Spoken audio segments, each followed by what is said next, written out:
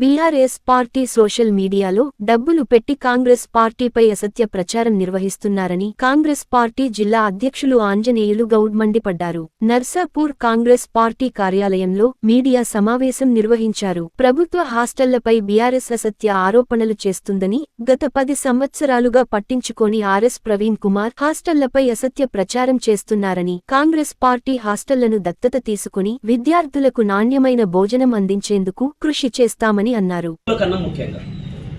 దానికి అనుగుణంగా అన్న రేవంత్ అన్న వచ్చిన తర్వాత 6 గ్యారంటీలతో పాటు పరిపాలన విధానంలో ప్రజాపాలన పేరుతో మేము ప్రజలకు పోయినాం, ప్రజల ఆశీర్వాదం తీసుకున్నాం, ప్రజలు దీవించారు.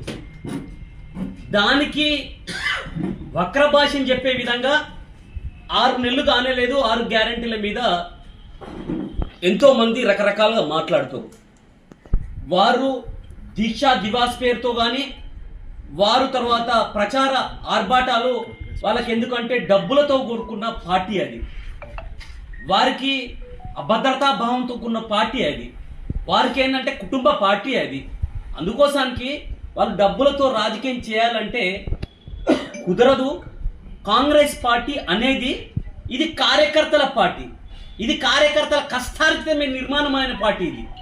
అందుకోసానికే మేము తీవ్రంగా కొంతమందిని బ్యూరోక్రాట్స్ కానీ కొంతమంది మేధావర్గాలు కానీ మీరు ఆలోచించమని చెప్తున్నాం. ఈరోజు మొన్నటిదాకా ఒక ఆయన ఉండే ప్రవీణ్ కుమార్ గారని, ఆయన సోషల్ వెల్ఫేర్లో సెక్రటరీగా ఉన్నప్పుడు నేను కూడా ఒక సోషల్ వెల్ఫేర్గా చదువుకున్న బిడ్డగా సంతోషపడ్డా. ఆయనలో ఇంత కుట్రకోవం దానికున్న విషయం నాకు కూడా తెలియదు. ఆయన ఇంత పాలేరులాగా చేస్తాడన్న విషయం నాకు కూడా తెలియదు. అసలు ఆయన బయటకు వచ్చి రాజీనామా చేసి నేను రాజకీయాలను పునరుద్ధరిస్తా, బీసీ ఎస్సీ వర్గాల కోసం చేస్తున్నప్పుడు ఒక బీసీ బిడ్డగా నేను సంతోషించిన. అయ్యా మేధా వర్గాల నుంచి కూడా ఆ వర్గాలకి సముచిత స్థానం కల్పించడానికి కోసానికి వాళ్ళు గొంత వస్తున్నారంటే నిజంగా సెల్యూట్ అనుకున్నా.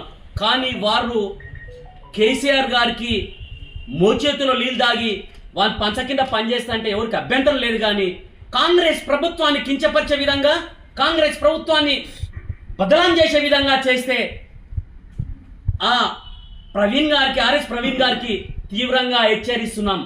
మీరు ఒక ఉన్నత భావాలు కలిగిన వాళ్ళు ఉండి ఈరోజు అభద్రతా భావంతో ఒక పార్టీకి చప్రాసిలాగా పనిచేస్తున్నావు. ఈరోజు నిన్ను తిట్టినలో పంచని చేరి పనిచేస్తున్నావు. ఈరోజు 10 సంవత్సరాల కాలంలో ఒక రెసిడెన్షియల్లో కానీ నేను నీకు ఆధారాలతో సహా ఇస్తాం.